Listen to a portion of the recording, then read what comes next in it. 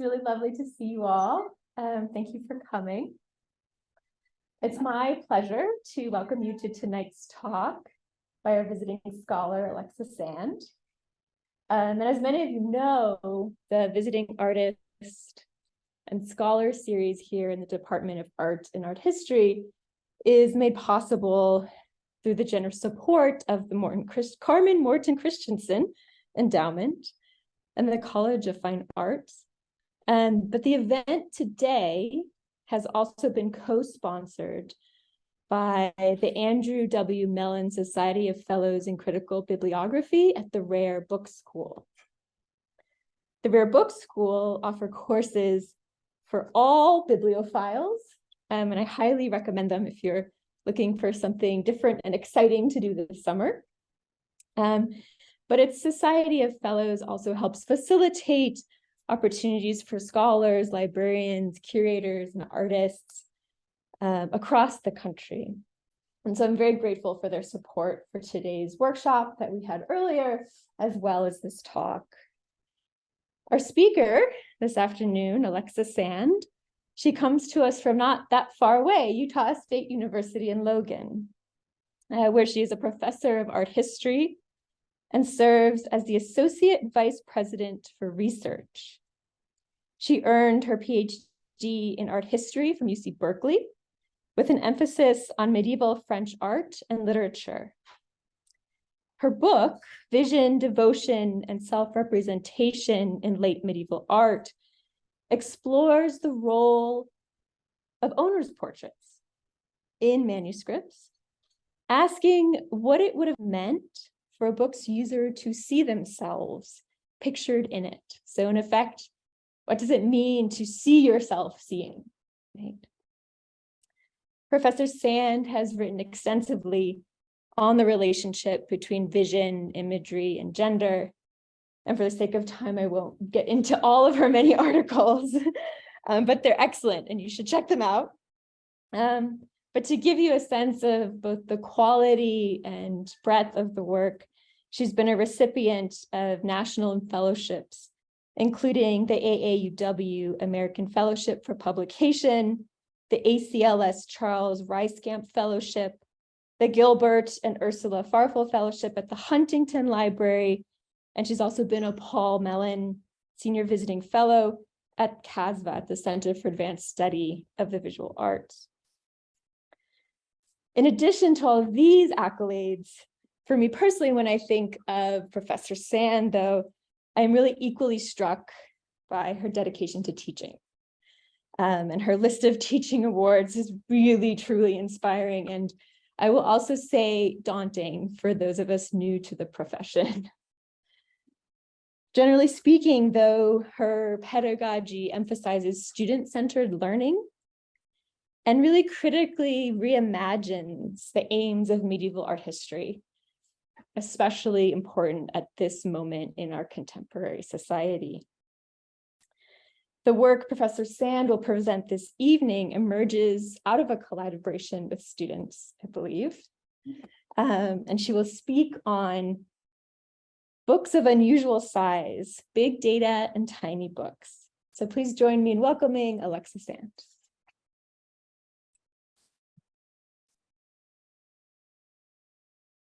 Well, thank you so much for such a great introduction, Mi-Kyung, and thank you to the Department of Art and Art History here at University of Utah, and also to the Rare Book School and Yuba Basin and Ali McCormick, who helped facilitate this morning's workshop. It was just so fun to get to handle those materials. It always is. I want to talk just briefly about the origin of this project. So in 2014, the Utah State Library Special Collections, then director Jennifer Duncan, now our Dean of Libraries, came to me and said, hey, there's this little manuscript that's for sale. And she brought me the dealer's brochure. And I said, yes, please buy this.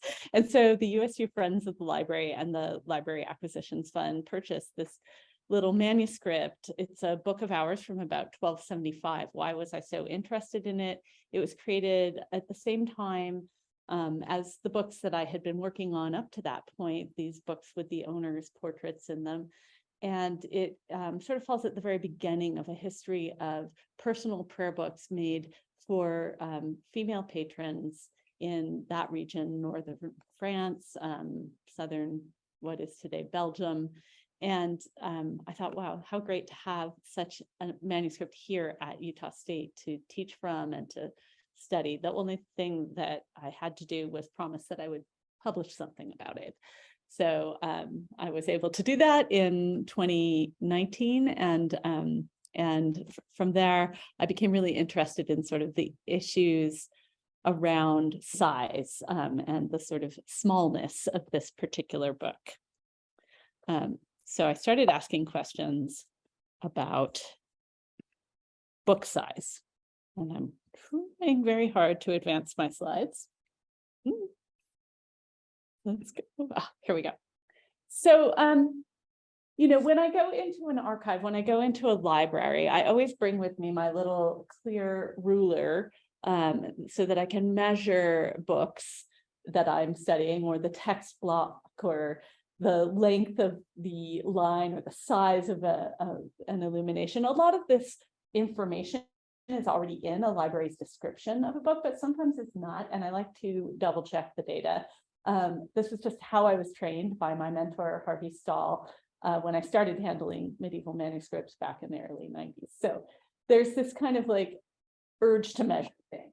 And I think there's a reason for that, because especially where manuscripts are all handmade books, there's a whole lot of variation. And if you look at enough books over time, you start to get a sense of patterns. And then you can kind of verify that those patterns that you're observing actually exist by looking at data. So I'm not a mathematician or a statistician, but I do have, I had a strong interest in biology as an undergraduate. And so I, took a lot of science classes. And I think that sort of data gathering impulse was embedded in my practices early on. So in this lecture, I'm going to talk about why size matters. Not really, does it matter? It does, trust me. But I'm going to talk about why. And then particularly why small size is interesting to me, small scale objects are interesting to me. And then I'm going to move into this vast and sort of ephemeral world of big data, and talk about how big data can help us address this issue of very small, or on the other hand, very large books. And then finally, I'm going to borrow a phrase from the incomparable Michael Baxendale, patterns of intention. Think about how patterns of scale may be significant, and how we can use big data and sort of these new digital methods in the humanities to make new kinds of observations and understand things that maybe weren't visible to us in the pre-digital era. Okay, here we go. Next slide. Okay, so does slide matter, or does size matter, or how does it matter? Here I have two images that show you two very different kinds of books. One is what is typically called a giant Bible, and the other is called a girdle book, which is a very, very small book. So the giant Bible that you see there on the left, that is actually the very largest extant giant Bible. It's called the Codex Gigas, which means very big book, the giant book. And it's a Bible, as I said. It was created in Bohemia in the early 13th century. It now lives in the National Library in Stockholm, Sweden. And there we have two very nice, I assume, Swedish archivists or curators handling the book. They've got it open, and so you can get a sense of the scale just by the way it's sitting in front of them. I've tried to put the measurements in millimeters for all of these books on my notes here. I think there are a couple I missed. But on the other hand is this book in the British Library, the English Psalter, in the translation of John Croke, with a portrait of Henry VIII at the beginning, and then the English text of the Psalter. It was created around 1530. The very, very tiny manuscript, as you can see, that's the curator's thumb, right? So these two manuscripts are sort of the widest range of manuscript size in medieval European manuscript production. And they're pretty separated in date as well. one thing, I want to point out two things here on this slide. One is those curators with their white gloves. Did anybody else follow this story in the New York Times last week about, I mean, it was like a front page story about this sort of controversy over people wearing gloves to handle manuscripts. To me, this is totally bizarre because as long as I've been working with manuscripts, and I started working with manuscripts in 1989 at Williams College, we've handled them with clean, bare hands. And there's a very good reason for this. When you handle a book, imagine, if you will, putting on a pair of gloves, even if they're relatively thin gloves, but you can see those are quite awkward gloves, right? And then trying to turn the pages of a book. What is going to happen? You're going to fumble, you might tear a page. Gloves are terrible for people handling rare books. There are very few instances in which white cotton gloves are a good option for somebody handling a book. So it's weird that the public still feels the need to upbraid curators and specialists who handle books with their bare hands. But if you look on any of the websites of the sort of major national libraries that feature photographic images of people handling books, it's always bare hands. So I just wanted to point that out. And so there's this kind of touch thing, right? This bodily relationship of these books. And that is something I'm going to talk about a little bit more, but to sort of introduce the topic or to foreshadow that topic, I want to note that the girdle book that's shown there, this very tiny Psalter, supposedly, and this is entirely apocryphal, belonged to Anne Boleyn. And the story goes, she handed it to one of her ladies in waiting as she climbed the scaffold to get her head cut off. So this was, sort of the very last thing she touched before her execution. We don't know that this is necessarily true, but it's sure a great story. And it adds a sort of poignancy to the idea that the book is sort of an extension of the body, or has a relation to the body of its owner.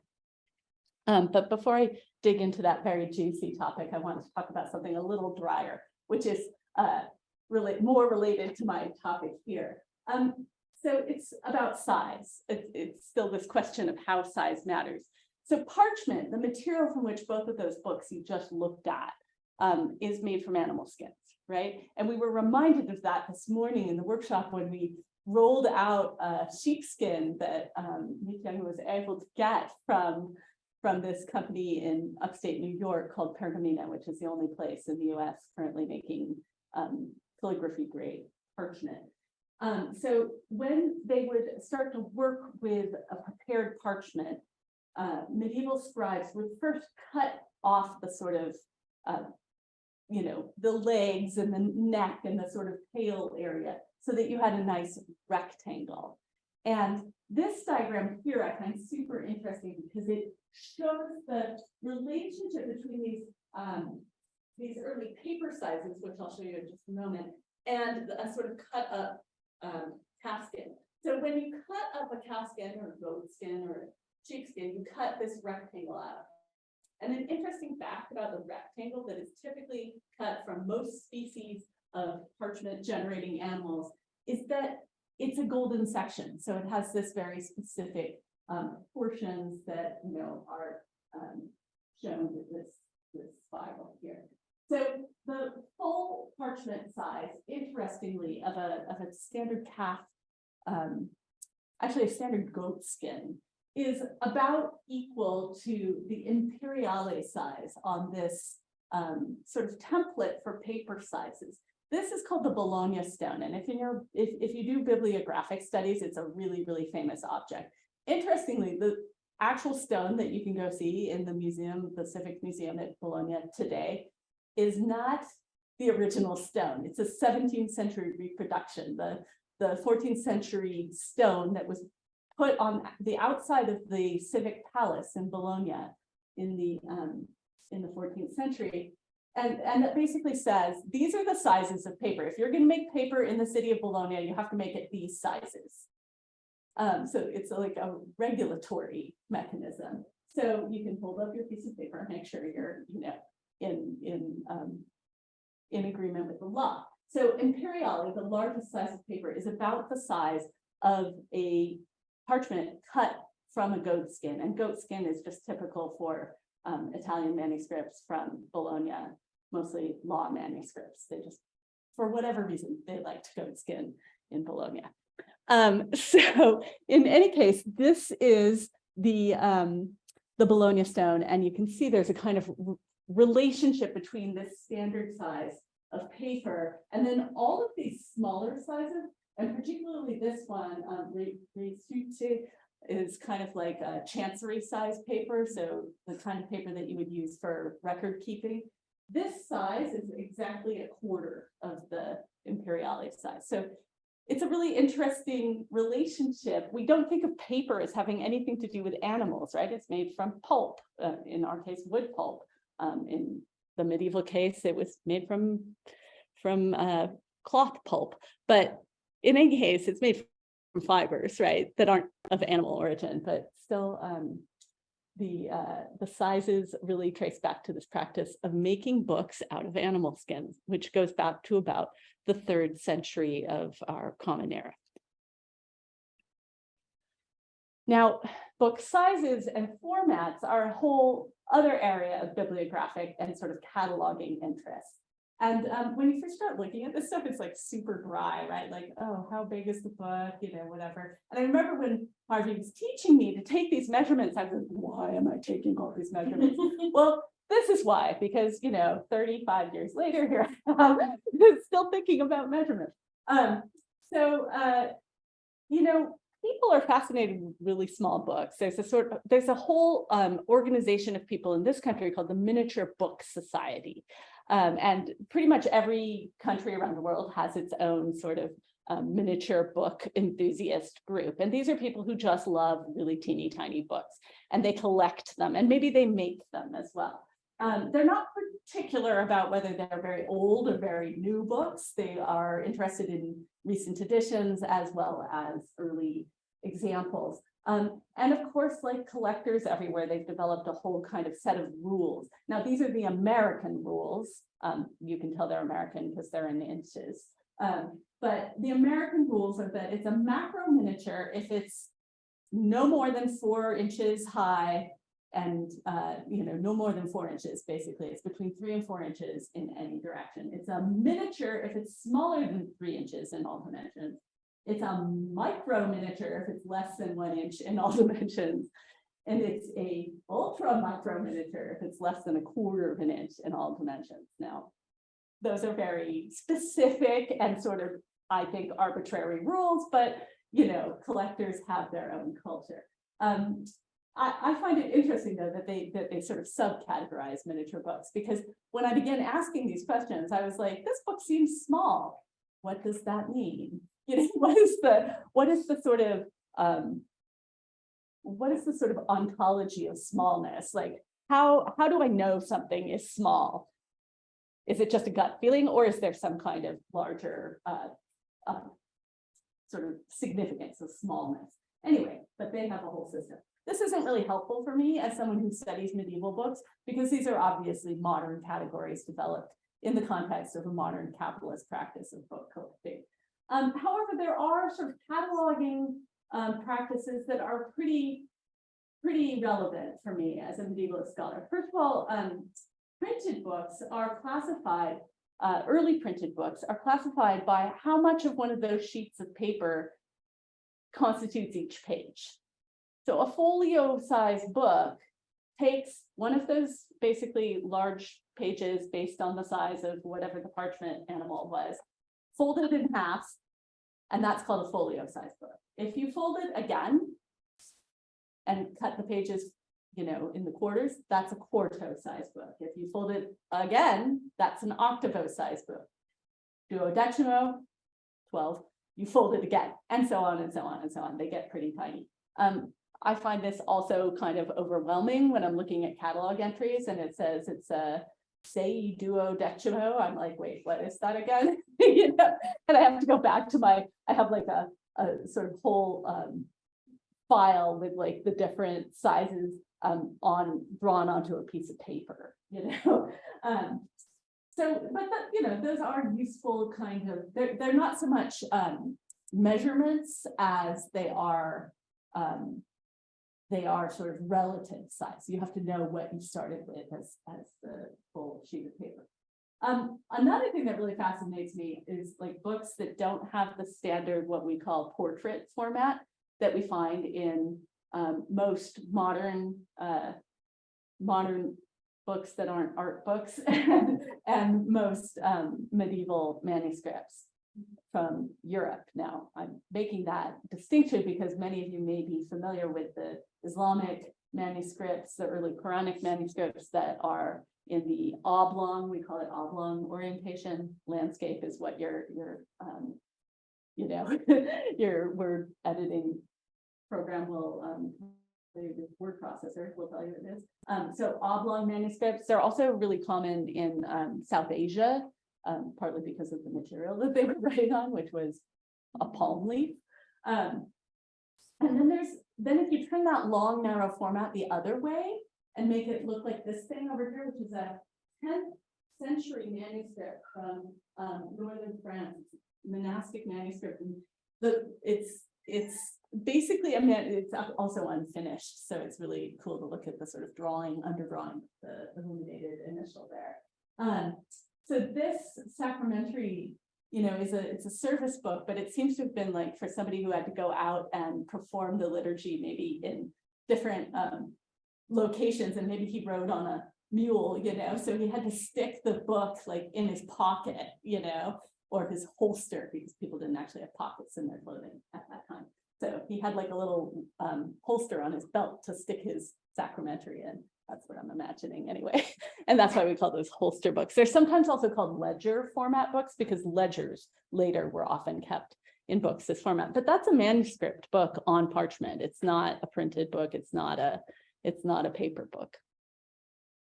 Oh, and then also one of my favorite examples is this tiny little song book. It's like love songs, and it's illuminated, and it's in the shape of a heart. So cordiform, it's called. Cordiform books are fascinating to me. There are quite a few of them. There are also some round books that are really cool. They're very rare. It's really a pain to bind a round book. At least a cordiform book, you can like have a long edge to bind it. But like I said, I'm super interested in very, very tiny books. I like very small things.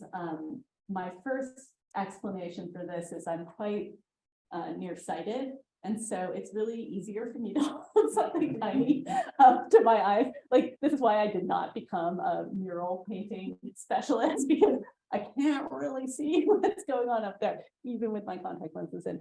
But I think it's also this idea, the connection between book and body. So when something is very small, when something is very tiny in relation to our bodies, we have a different relationship to it than we do to something very, very large.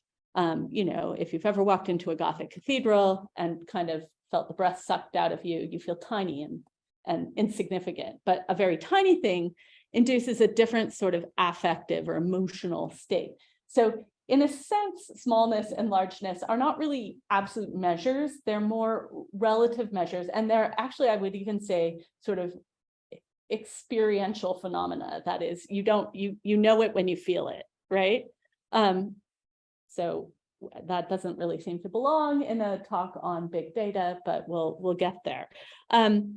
So the sort of poetics of the very large and the very small have been looked at from numerous perspectives. Gaston Bachelard, first and foremost in the Poetics of Space, writes about the idea that the miniature and the giant both create a kind of heightened state of bodily awareness, of our own awareness of our bodies.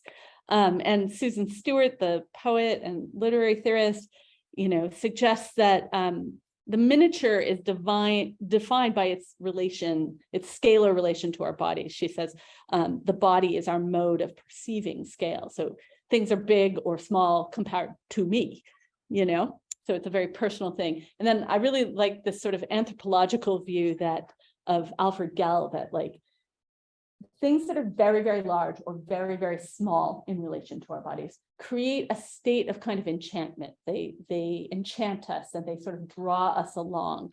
And they capture us through a kind of otherworldliness or uncanniness, and so they interact with our imagination that way.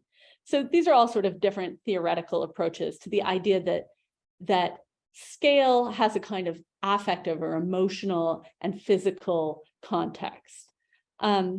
These two very tiny books both, I think, speak to that.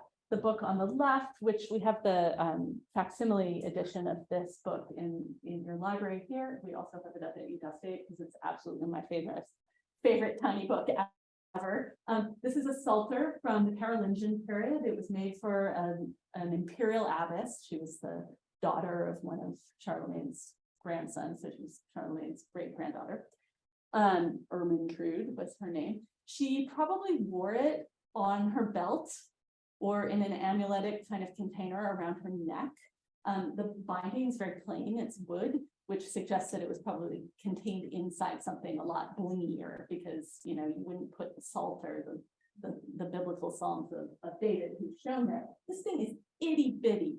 And it's the full Psalms. It's almost as thick as it is tall, because to get all 150 biblical Psalms plus Jerome's preface to the Psalms into a manuscript that small, even writing in ant letters, which it is written in ant letters, is I think 20 lines to a page. It's absolutely mind-boggling, this book. You can't really read it. I mean, I think maybe some of you could read it.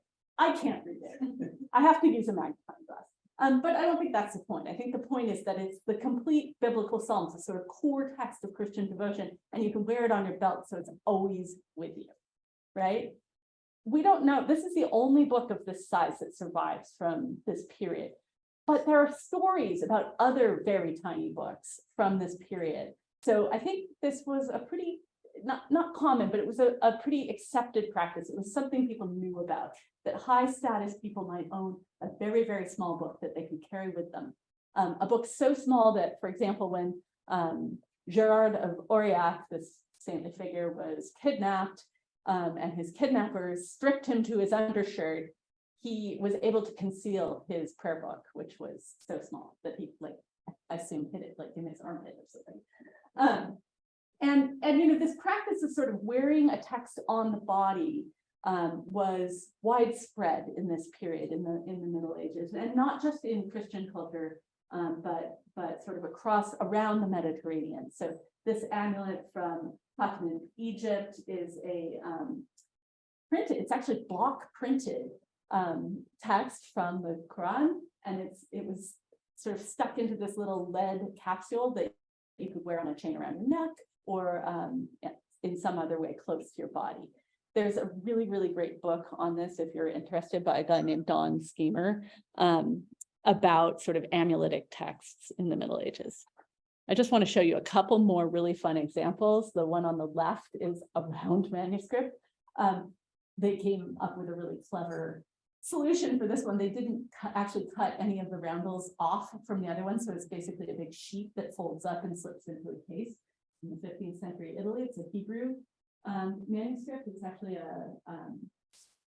this is from the section manuscript that's the Passover Haggadah. So it's a fantastic little gem.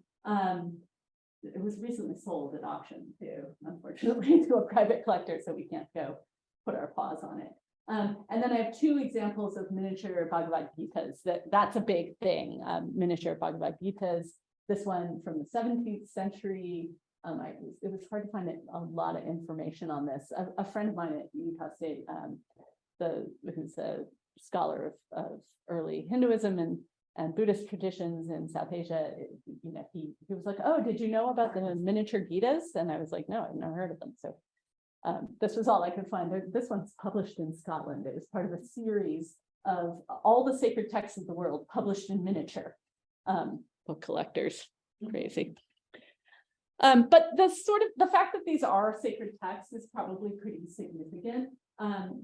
Not to say that other types of texts don't get miniature treatment, but in the Middle Ages, mostly sacred texts, and especially these small private books of ours, these prayer books that are based on a monastic tradition that goes back to about the 11th century, but that starts to become popular with lay people and particularly with lay women. So people who are just living their lives out in the world, they're marrying, they're having children, they're doing all that. I mean, they're very wealthy because books are very, very expensive in this period. I mean, think about that. You have to make them from animals, they're handmade. They are made with precious materials, but these prayer books, these books of hours that facilitate a sort of monastic routine enacted in your ordinary everyday life. So you stop and pray 8 times a day. They have to be portable because you can't be running back to your room to grab your prayer book every time you need it if you're praying 8 times a day, right? So these books, and these books are the subject of my book, the book on portraiture, because frequently they depict the owner of the book in the act of prayer. Probably the most famous example of that is the Hours of Mary Burgundy over there, the 15th century manuscript that depicts Mary praying from her book of hours and then like sort of having this communion through this window. It's not really clear what the spatial arrangement is with this adoration of the Virgin and Child. So her act of reading becomes a kind of iteration of that. But remember, she's reading a text about adoring the Virgin and Child, and look at a picture of herself reading a text while people are adoring. I mean, the sort of mise en abîme effect here is really fantastic. An earlier example of this is in a very, very precious and beautiful tiny book of hours called The Hours of Jeanne d'Evreux. Jeanne d'Evreux was a 14-year-old princess bride. She married Charles X of France after his first wife had a peccadillo, shall we say, and was fired from her job as queen, locked up in castles, starved to death, you know, that sort of thing. So Jeanne was given this book as a wedding gift, essentially, and it's a really fantastic book in that it has illuminations, or I should say illustrations, on almost every page, in the margins, all around the text, and then it has a extensive cycle of narrative illustrations depicting the sort of pairing up the images of the nativity of Christ, or the incarnation of Christ, and the passion of Christ. So here, for example, we see the Annunciation of Mary, and on the left, the betrayal. So here in the initial D that opens the opening prayer of this first morning prayer of the Hours of the Virgin, Domine labia mea aperis, oh God, open my mouth. We have an image of the Queen herself holding her book. Now, I'm going to show you a close-up of that because it's really hard to see in that big slide. So there's Queen Jeanne. She's about 12 millimeters tall. So that's 1.2 centimeters. And her book is about 2 centimeters tall by 3 wide. So you get the sense this is a really tiny book inside an already very tiny book. And this sense of this sort of infinite regression into the small, sort of, I imagine Jeanne sitting there with her tiny book, and she can see her own hands around the book, right? Because the book is smaller than her hands. And she's kind of pulled down into her own hands. It's kind of an experience of interiority that's pretty intense. Now, Jeanne was 14, so I assume her eyesight was still pretty sharp. But when I showed this image to a friend of mine who's my age, she was like, how did they read these books? And I'm like, well, funny you should ask that. So the Book of Hours takes off sometime in the second half of the 13th century, and these tiny books of hours start being produced. And eyeglasses are also invented around the same time. Coincidence? I don't know. These eyeglasses, which are the oldest surviving pair of eyeglasses, notice they still have the lenses in, were found under the floorboards of the dormitory of the Abbey of Wienhausen, which was a women's convent. So, that's an interesting point. Like somehow some nun dropped her eyeglasses, I guess, and they fell between the floorboards. What was that nun doing with her eyeglasses? Well, chances are she was doing some sacred reading. Nuns read their prayer books a lot. This painting from 1352 is from a Dominican convent in Treviso, Italy, and it's the very first depiction of somebody wearing eyeglasses. So you can kind of see how those pinch on your nose. This is, to me, the best evidence that eyeglasses were developed so that you could read your very small book of hours. This is a little eyeglasses case built into the back cover of a book of hours that is in that's from Bruges in the 16th century. So you had your eyeglasses just conveniently to hand when you needed to do some reading. I'm going to skip this slide because it's really bad.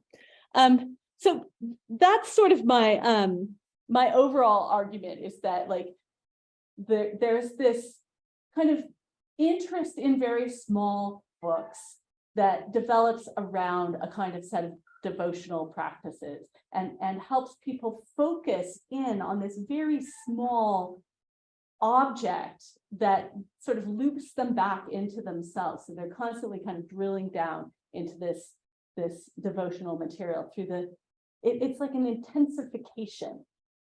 There's a lot of language that's in the prayers themselves about making yourself very small, making yourself very humble, reducing yourself to nothing. I am like, and then there's the idea that Christ himself made himself very small to become human, right? Because Christ, he was God, right? God is everything, and it had to suck down into the form of one tiny human baby, right? So that's like a spiritual practice that draws you into sympathy. It's a form of Christomimesis. Anyway, so moving from these big emotional, lovely topics of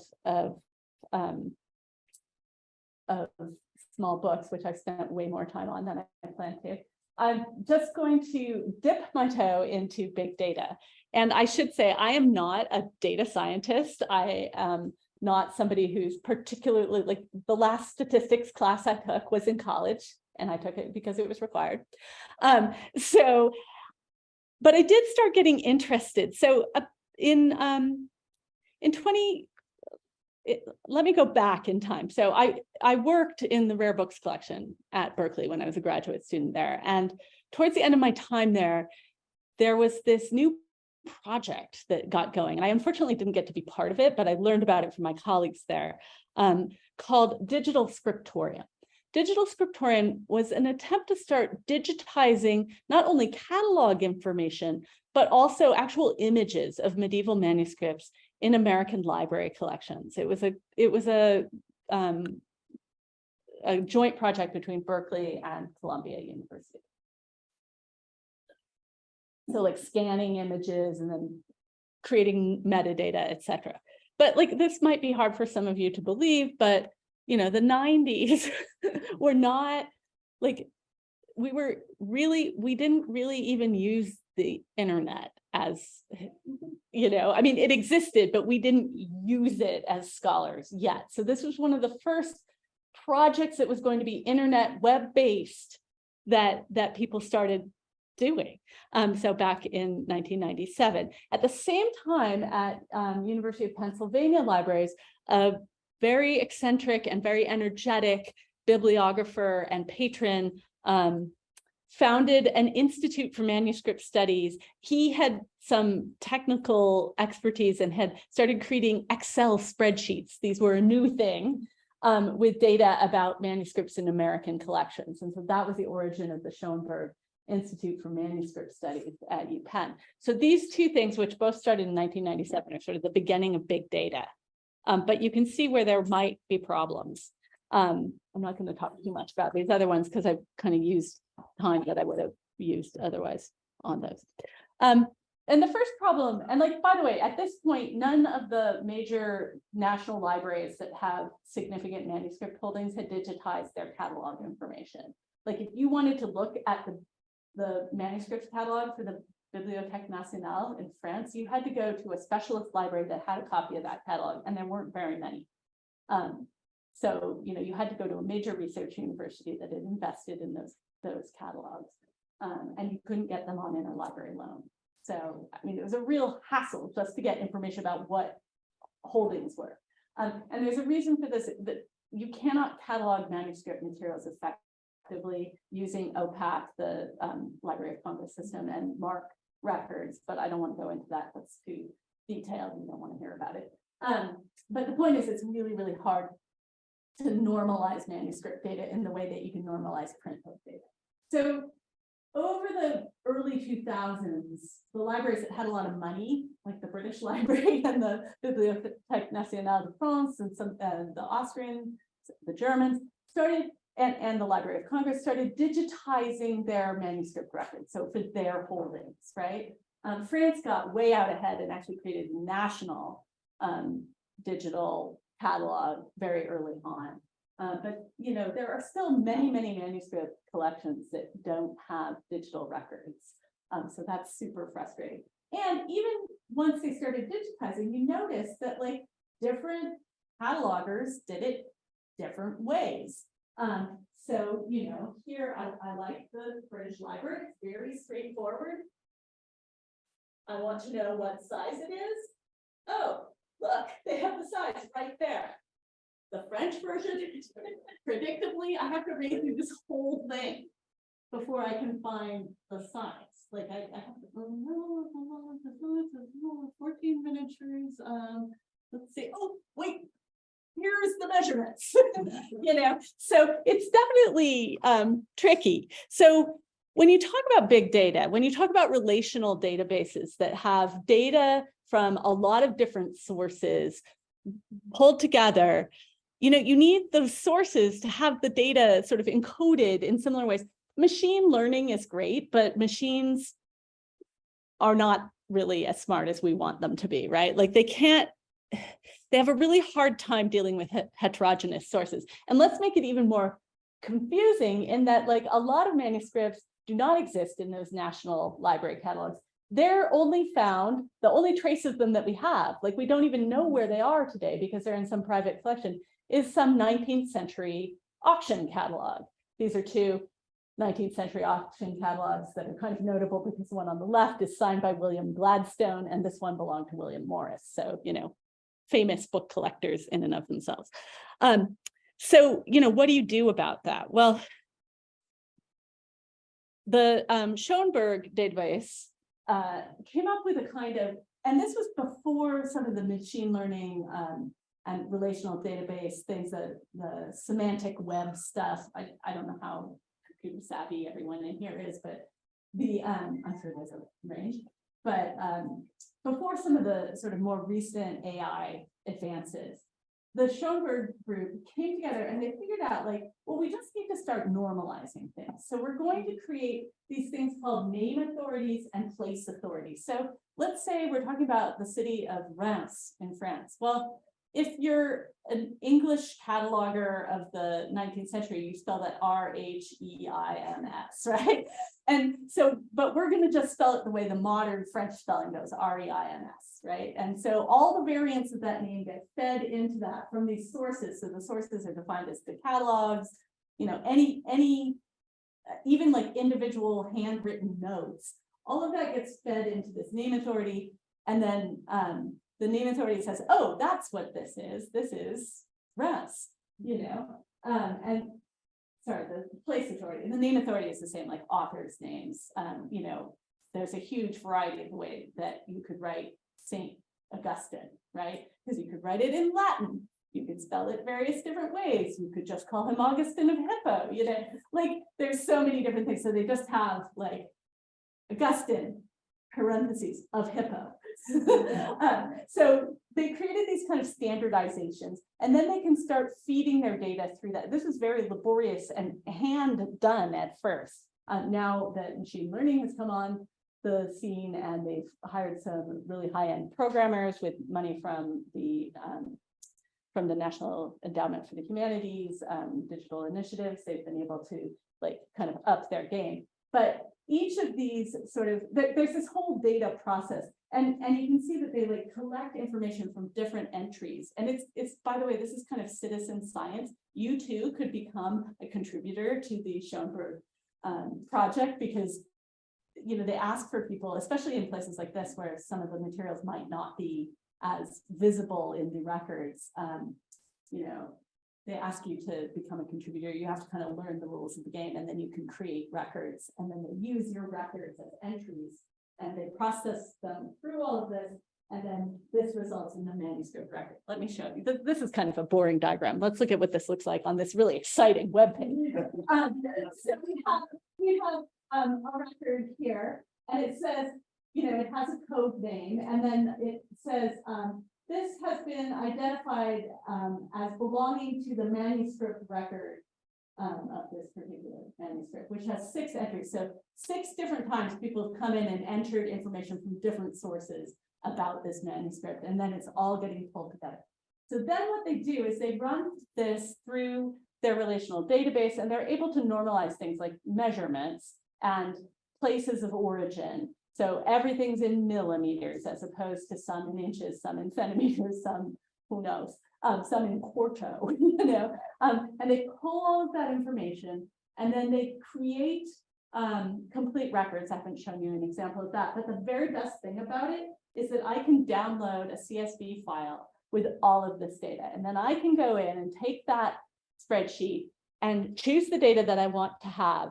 And I can use it, or better, more to the point, my student Olivia Brock, who graduated last year from USU as an undergraduate with a double major in stats and art history, can run it through various different statistical tests in the open access platform R, which is what statisticians tend to use for these kinds of operations. And then we can ask a question like, what size are Bibles in the 15th century in Germany? And then we can compare that to the question, what size are Bibles in the 15th century in Italy, France, and England? And because the Schoenberg database pulls together so many different libraries collections, it has a really robust sample size. And we can start to look for patterns. One really interesting thing we found when we did this is that in the 15th century, Bibles from France and England have a fairly large range. You're all familiar with boxing this food. It's probably better. I don't try to explain like what they are, but like this is the middle 50%. This is the lowest 25%. This is the upper 75% of books. So so as you can see in Italy, there's some really big Bibles being made in the 15th century. And so that points to an interesting phenomenon. It's a regional phenomenon of making really sort of outlier sized Bibles. There were, I think, 7 outlier Bibles out of this sample group. And then we ran this test for different types of books and in different centuries. Like you can only test for one thing at a time with the particular statistical analyses we were using. They're not cross-referenced analyses, but it was kind of fun to put them side by side and start to see like, you know, books of ours in the 14th century in England and France spanned an enormous range of sizes. And this is borne out in like, when I went back and I looked through my own notes, 25 years of notes, I was like, oh, that's right. There are some really big ones. And I remembered ones that I had forgotten about, but it turns out that they were really big, but they weren't really big. You know what I mean? Like when I picked them up, I went, wow, that's really big. But within the sort of, they were still within the range. And that to me is really significant that like for an English person in the 14th century, a book of ours could be anything from like this big down to this big. And that was all okay. They didn't go, oh, that's a really tiny book of ours. It's like, ooh, what a hunker, you know? And there was no impetus to make one outside that range. One really interesting thing happened when we looked just at different types of books within one place within one century. And we found that certain kinds of books had an enormous range. Others had a very narrow range, but a significant number of outliers. And the category that came up with the most outliers was books of ours. And notice how many of these outliers are on the low side of under 100 millimeters. And this is, by the way, the hypotenuse, because it's like, we didn't want, you can't test 2 variables, right? So we couldn't do just by width or just by height. So we did the hypotenuse. Anyway, of the page. So you see that in the 15th century, there was a trend for very small manuscripts. of the Book of Hours in France. I don't know what to do with that fact exactly, but it's intriguing and it suggests a lot of other kinds of questions. And so that's sort of the next phase for this research. Oh, by the way, this is the little tiny Book of Hours at USU. So, what kinds of statistical analyses can we do, and how does that add to our understanding? Like, I'm sort of at the point where I want to know why in France and not, say, in Italy. We see this extremely high rate of outliers in the Book of Hours, but not in Bibles, and I mean, I think I understand some of that just from my, humanist studies of these things, but the data paint a picture that puts these specific examples into a context, a sort of set of practices that I find really interesting and that I'm not quite sure why. I love those questions that I don't have the answer to. So these are some of the continuing questions that I plan to keep working on, hopefully with Olivia. I'm trying to get Olivia to go to graduate school. Right now she's teaching math and loving it. That's the problem with people who are multi-talented. They want to do all the things. So that's my talk. That's my sort of like where I am. It's kind of open-ended. We're in the process of publishing a paper on these data that we looked at, and there we are at graduate. She was the valedictorian of the college, so I got to escort her to graduation. It's super exciting. That's why I'm grinning like an idiot. But it was just an amazing experience to work with this super bright student and to be able to, ask some of these questions and find out about questions that I didn't even know we could be asking. And sort of, for me, that's sort of the big data frontier. What could we be asking next that we haven't asked before because we didn't have big data? So thanks.